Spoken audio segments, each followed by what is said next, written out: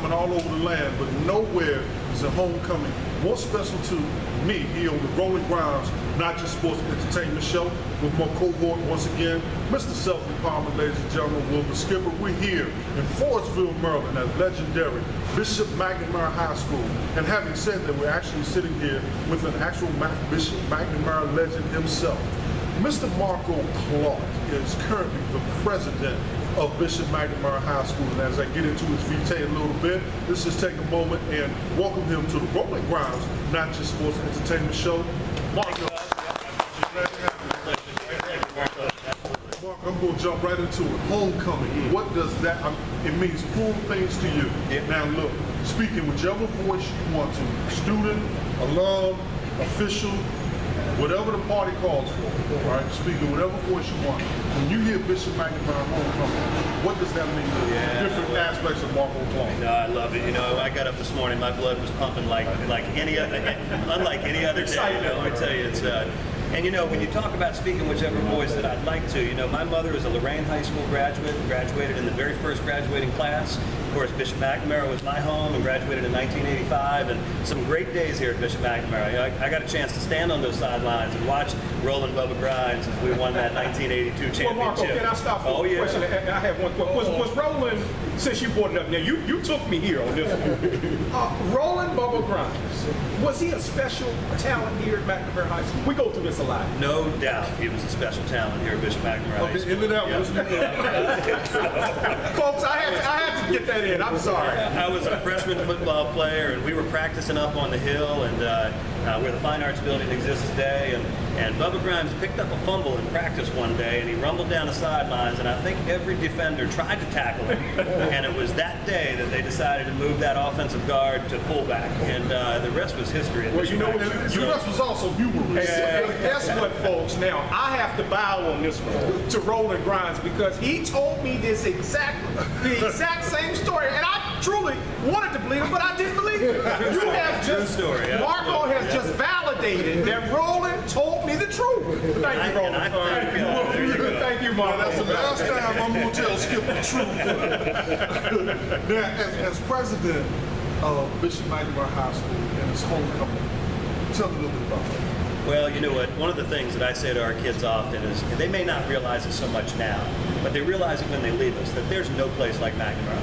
You know, the excitement, the love, the family, the community, the sense of community that is built in everything that we do, you know, and it's all intentional. You know, they've got a respect for one another that's incredible. Their teachers like them, and they like their teachers. You know, that doesn't happen at every school, where you've got that kind of symbiosis that occurs. And all of a sudden, you know, as I saw on Facebook this morning, Facebook was blown up with McNamara stuff going back for homecoming, you know, and reunion classes, non-reunion classes. Two of our students entered right now at St. Edward's University in Austin, Texas, took a plane home yesterday, and they said that they couldn't wait to be home, that they looked forward to being a graduate so that they could come to their first homecoming. And so, you know, they're out there tailgating today. We had our soccer game this morning, the alumni soccer game, had like 40 graduates out there, young and old. And this is on the eve of like the most major hurricane. Right, exactly right. We've got our own hurricane going on out there right now. It's amazing. So you know what, as a graduate, as the child of a graduate, as the parent of two graduates, and I actually have a senior in the school now, and in my 16th year at this school, really there's no place like McNamara, and it's in my blood, and I really am honored and privileged to be able to serve the families that trust us with their children. Absolutely. We look to change their lives. They certainly change ours.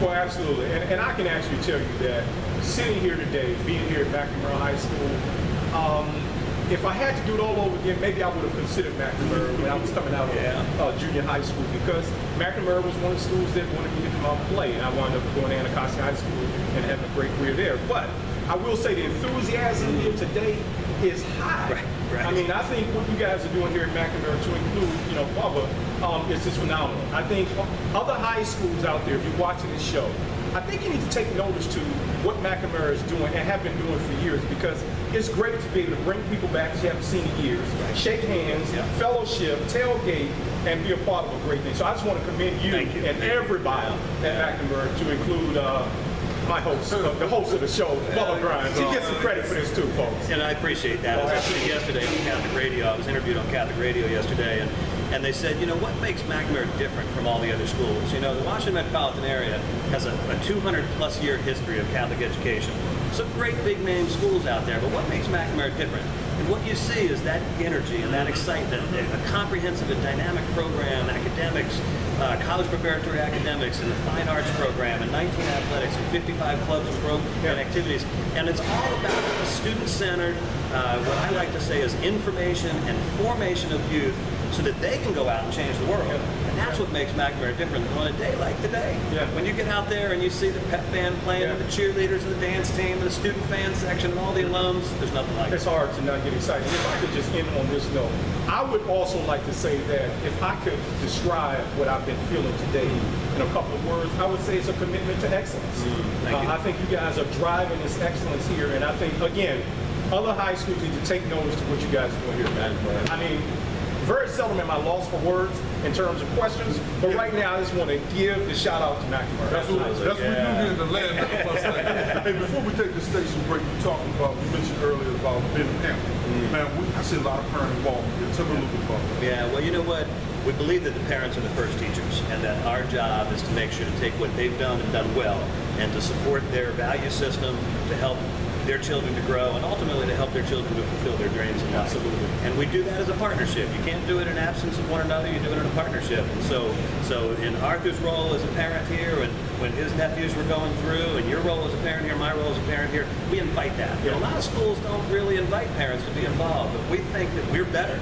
Our kids are better. They're hearing the common message from all of us, and it makes this community a better place. Hey folks, look here, we're going to take a station break, and I'm going to invite Mr. Marco Clark to hang around with us a little bit more if he can, but if he can't, we understand he has to go shake hands and kiss a couple babies. But in the meantime, sit tight, we'll be right back at you in a few. Roland GRIMES, not just sports and entertainment show, right back at you.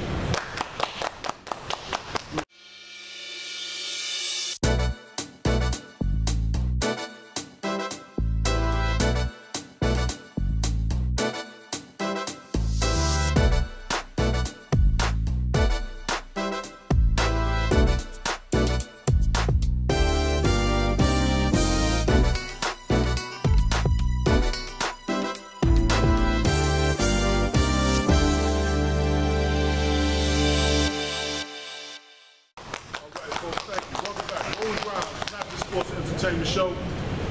President Marco Clark, Bishop McNamara High School homecoming. Marco, talk a little bit about homecoming. We talked about what McNamara is as an environment to help form students. Tell me about the future of Bishop McNamara. Yeah, well, you know what? I couldn't be more excited than right now for the future of the school. You know, this year celebrates the 20th anniversary of the co-ed Bishop McNamara High School. And as you know, Bubba, we were an all-male school until 1992, and this year marks our 20th anniversary. And in that 20th anniversary, we right now are preparing for our future with the formation of a campus master plan that includes the addition of some new buildings. Science and technology wing is on the front. Expanded fine arts facilities. Again, 2/3 of the students here at Bishop McNamara are involved in the arts. Expanded athletic facilities as well. New gymnasium. Everybody knows coming down Marlboro Pike into this parking lot, you got a busy parking lot, so we're looking to do some things along those lines as well to try to create a little bit better traffic flow. But really what that message sends, Bo, is that the future couldn't be better. And that we believe in Prince George's County, we believe in Southern Prince George's County, and that we believe that we need to take responsibility to provide the very best educational opportunities for youth in this part of the county and beyond. So it's pretty darn exciting what we have going on. You know what? Before I let you go, let's talk about Prince George's County. I think when I was around, we talked a little bit about some of the growth patterns for the Washington, D.C. metropolitan area, Prince George's County. So what do you see on the horizon? Yeah, well, you know what? The census predicts that between now and the year 2030, that there's going to be 1 million more residents in Prince George's County, and that the majority of that growth is going to happen in the southern Prince George's County region. So when you start talking about areas like Upper Marlboro and Clinton and Bowie and further south in Fort Washington, we still have trees. Yeah, there's still a few trees left, and even right now as we speak, the Westphalia Road project has been approved outside of Andrews Air Force Base. There's going to be 3,000 new residences that come there, and Marlboro Pike is scheduled for revitalization through Park and Planning, and they look to create a Main Street corridor right here on Marlboro Pike, crossing right out in front of Bishop McNamara. And Park and Planning has said to us they see us as a big part of the future of this county. That's great. That's so yeah, it's just great timing. It's all work with the good Lord for sure, and we believe in divine providence. We're just following His lead. Great, I'm excited. Hey, folks, once again, let's give it up for President Marco Clark, Bishop McNamara. We're going to continue our homecoming festivities. We're going to take a bunch of pictures outside. We're going to talk to people as they walk around. Marco, once again, it's a pleasure. I look forward to seeing you again. Love you too. Thank you. Hey, my daughter's a senior here at Bishop McNamara. I'll be back for basketball season. We're going to do it again. Amen. God bless you. Amen. Hey, folks, we'll be back real quick.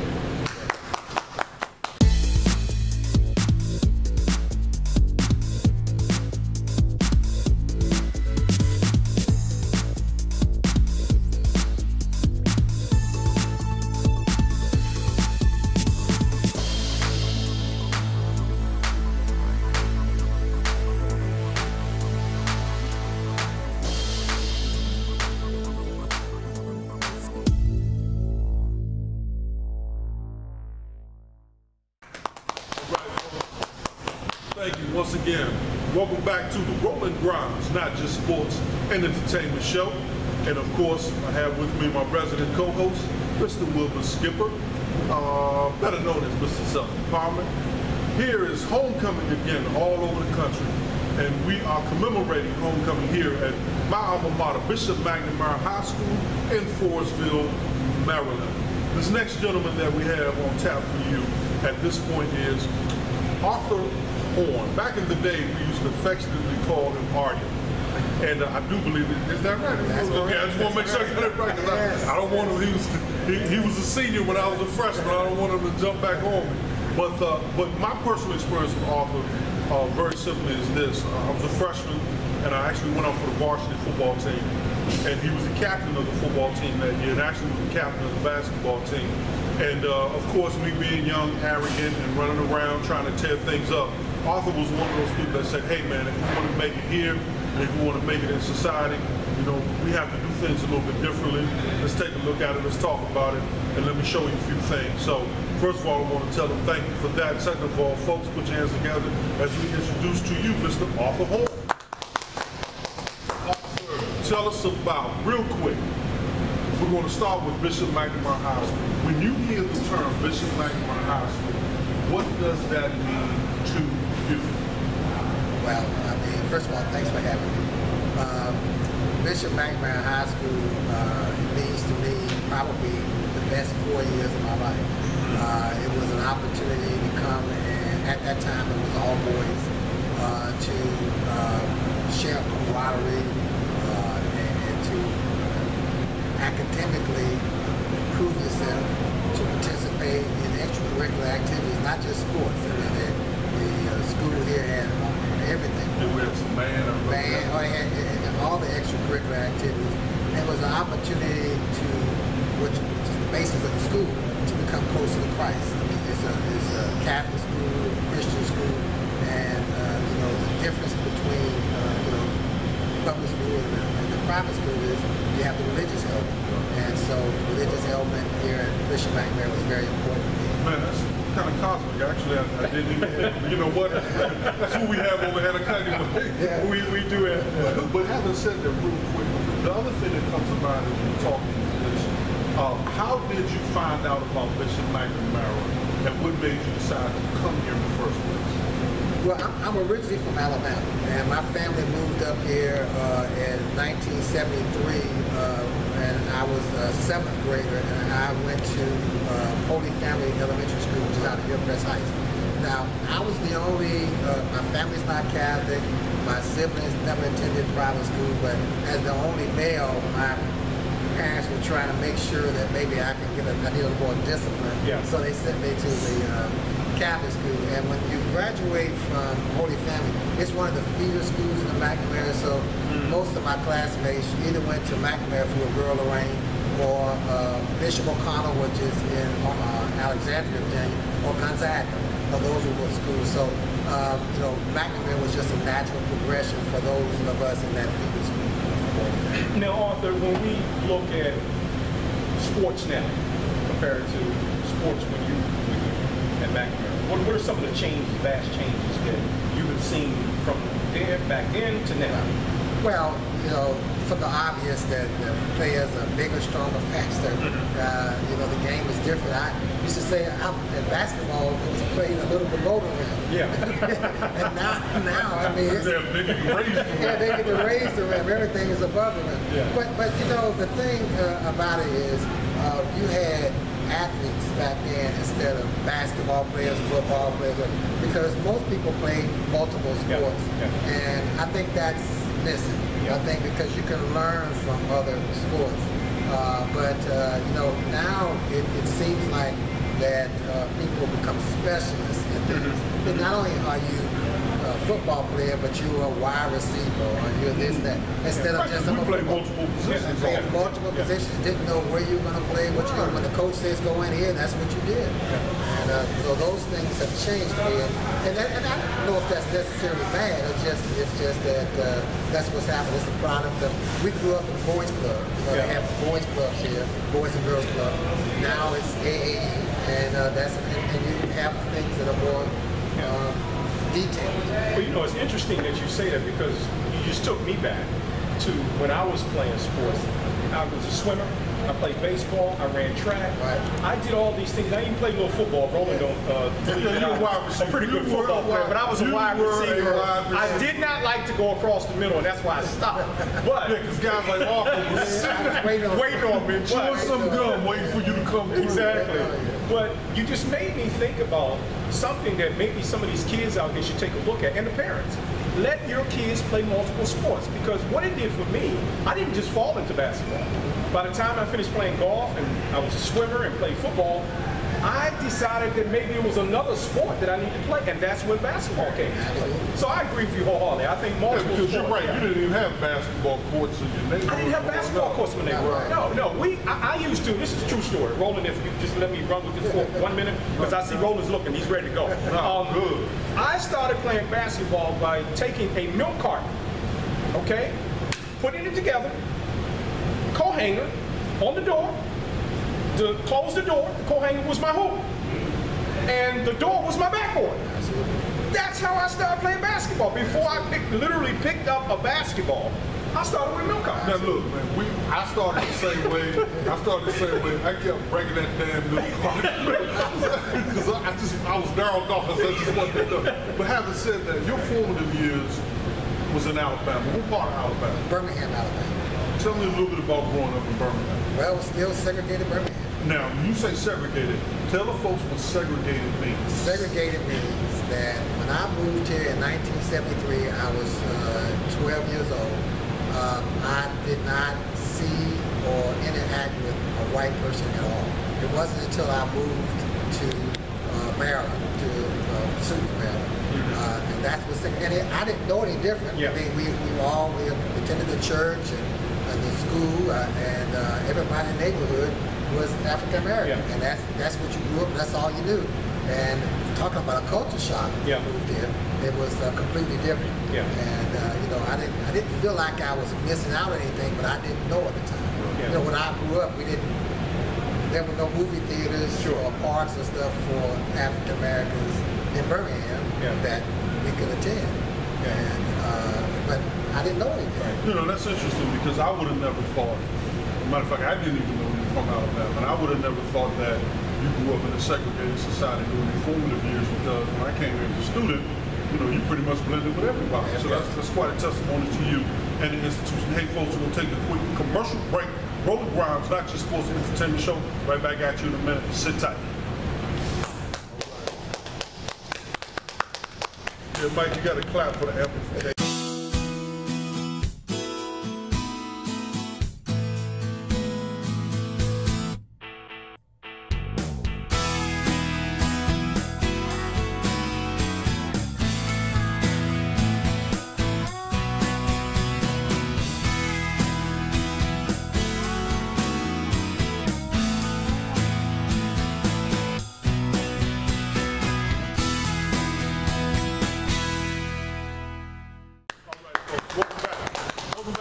Rolling Grimes, not just sports and entertainment show.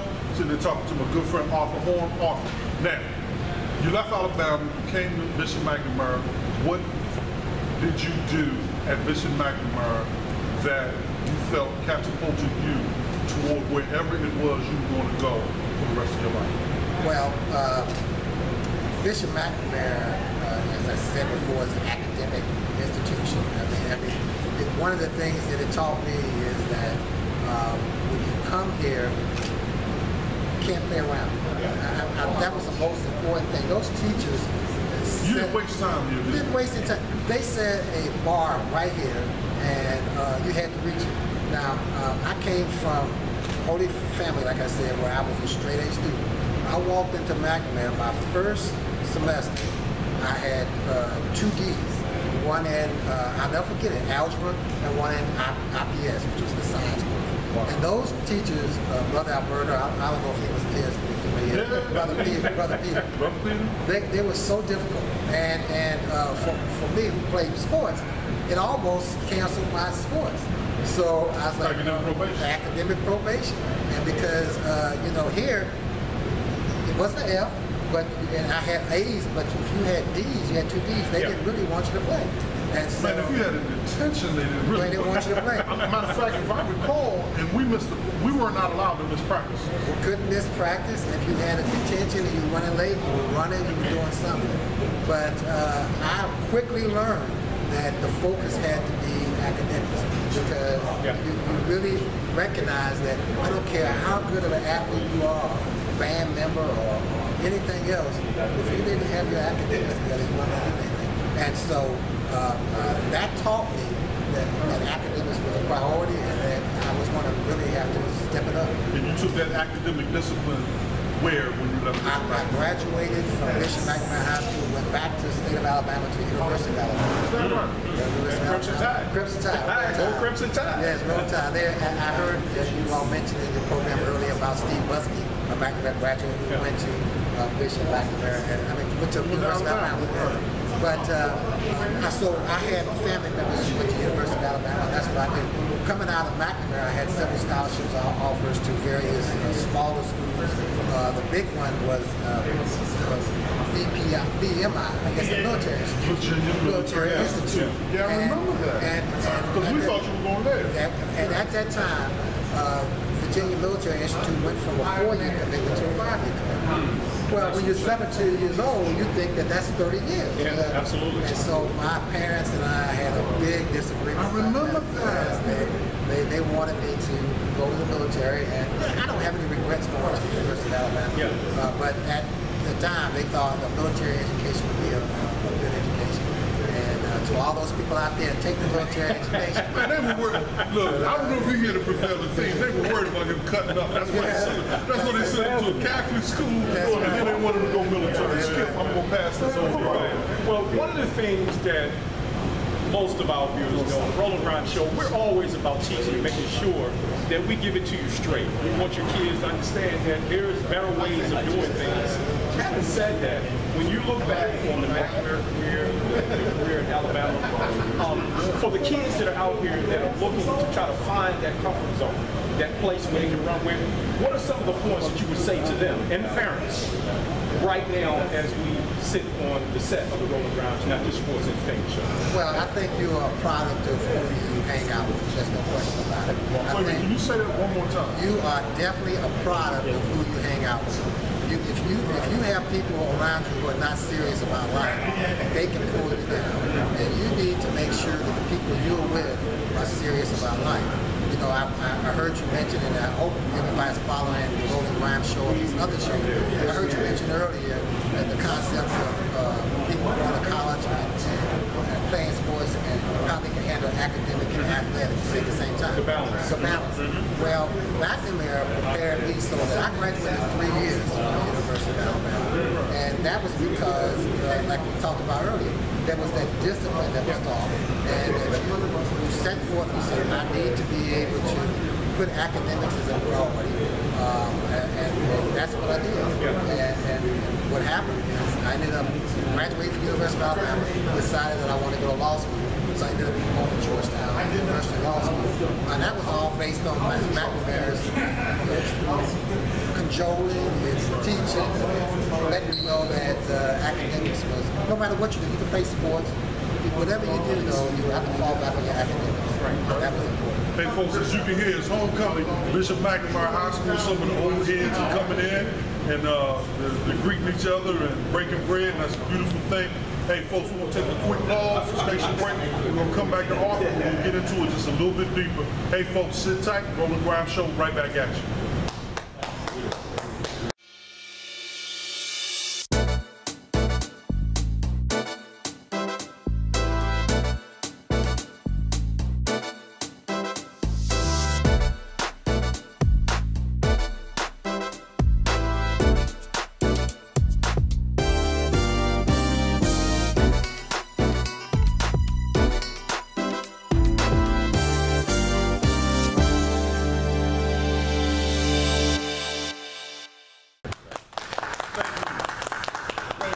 Welcome back. Again, it's homecoming all over the land. And of course, it's homecoming here at Bishop McNamara High School in Forestville, Maryland, my proud alma mater. As a matter of fact, speaking of proud alma mater, Mr. Arthur Horn here, you are a member of the Hall of Fame class of Bishop McNamara. Tell me a little bit about what that means to you when you walk into the Fine Arts Building and you show your friends, your family, you're in the Hall of Fame. Oh, it's a tremendous honor. You know, my good friends want to know who I paid to get that honor. It's okay if you paid them, because they probably wish they actually would have blocked for him. That's it. But you know, it's a tremendous honor to be, you know, recognized by peers and fellow alumni and all. And like we talked about earlier, those guys nowadays and women that seem to me to be better athletes and all. But during that time we were here, we had a good time. You know, we represented the school well. We didn't always win every game, but what I did was a team effort, and it was important because we all played with Roland gold. Now you're being modest. Your senior is absolutely horrible. It was horrible. My senior year we were horrible. Now let's talk about that now. 1-9. However, you guys still had a winning attitude in many ways, and yet you still went on to University of Alabama, graduated 3 years in Georgetown Law School. How is it that 1-9 didn't kill your spirit? Well, it didn't kill our spirit for a number of reasons. One, that team had maybe 5 or 6 seniors. It was very heavily undergrad. That's the same with the basketball team. There were 2 seniors on the team. So I guess my class, when we were coming through, we didn't have a whole lot of athletes in my class. But everybody was thinking that we were going to win the next game. And we didn't get blown out by anybody. So it was an opportunity to go out every week hoping that you can win. And again, we just take that attitude of challenging, and that same attitude of the football field translated over to the classrooms, and then it went on to undergraduate and to law school. I think about undergraduate, I think we talked about how I started off here at McNamara, and my first grade was a D in algebra, and then by the time I reached the University of Alabama, my freshman year, it was algebra 3 or something. That I was the best student in the class because, you know, it forced me here to focus in on algebra and to do better. And by the time I got to college, man, I was ready. It didn't scare you. It didn't scare me at all, and I was ready for it. So that was just tremendous. Now, Skip, before you go, now let me say this to you now, and you can kind of fill in the blanks for me. That senior year, and you were talking about heavily underclassmen. Well, I was a freshman. So a lot of those underclassmen were part of my sophomore, junior, and maybe we even had a freshman. Well, no, I was released my freshman year, but we were 65, and then my final year we won the championship. Now those underclassmen, what was it about them when you saw, even though the team was 1-9, and of course different things happened, there was something about those underclassmen because the next year and the year after. Oh, you can see it. Okay. You can, you know, they talk about it. It's in life. You can always see when a person who's younger than you or in less experienced than you actually has more talent than you. Yeah. And that's okay. You know, it motivates you to continue to do well. You know, your class that came in, both in basketball and football, we had, I think, 2 freshmen on the varsity basketball team. Yes, J.D. Galvin was one. And Vince, I'm drawing a blank on Vince's last name, but those guys, you can see that there was a group of students who came to McNamara at that time that had an awful lot of talent. And it was just a matter of time before they matured and developed into. Now you actually saw that yourself. Oh, absolutely. So Great you knew observation. we were going to do that. Oh, no question about it. I knew this team, both in football and basketball, was going to be a championship-winning team, and it turned out to be true. Wow. Well, Arthur, let me just say this to you. As an athlete myself, one of the things that I found myself doing after basketball was developing a passion for speaking. I love to speak. Now, I'm saying that to you to say this is going to be a question for you as well. When I'm speaking now, when I was chasing as a kid to become an NBA basketball player, that same enthusiasm, that same motivation I use now in my speaking, when I'm speaking, and it motivates me. Now, as an attorney, you're practicing law. What do you use some of those same principles that you use as an athlete, or some of the same things you talked about structure earlier? Absolutely. To propel you to be competitive as an attorney? Absolutely. Because I have never, in 25 years of practice, I've never walked into the courtroom thinking I'm going to lose the case. You can say, and you know when you have the facts on your side and you don't have the facts on your side, you know that you walk in there, the chances are you're not going to win. But the minute you walk into that courtroom, the competitive juices take over, and you say, I'm going to win this case. I'm going to find a way to get by and win this case for the client, and you're advocating for the client. So that was taught here at McNamara and beyond. Those competitive juices take over, and yes, it's helpful. And I heard you mention earlier, you know, about the importance of, you know, not only when you public speak, we tend to, you know, speak with slang sometimes. And that's, I can't impress upon you how inappropriate that is. And I think that so many times, especially young people, we're trying to be cool. I guess we're trying to be the cool. Don't be a part of the in crowd. Part of the in crowd. But the most important thing is the English language. Absolutely. Proper grammar. Certainly learned it here at Bishop McNamara. And you can take that, and you can take that English, that proper grammar, anywhere you can Transfer it. So whether you're a public speaker, an attorney, or accountant, you need to have, and because the clients you represent, they want to know that the person that represents them know the King's English. Absolutely. And I think that's very important. Absolutely. When you're paying for services, you want to really believe that you're going to get the services you're paying for. Absolutely. You guys are deep. Hey, look at folks. We're going to take a quick station break again, and we're going to break protocol. We're actually going to bring Arthur Horn back, and we're going to talk a little bit more about his law practice today and about his involvement with Bishop McNamara High School when we return to the Roland Grounds, not just sports and entertainment show, right back at you. Sit tight.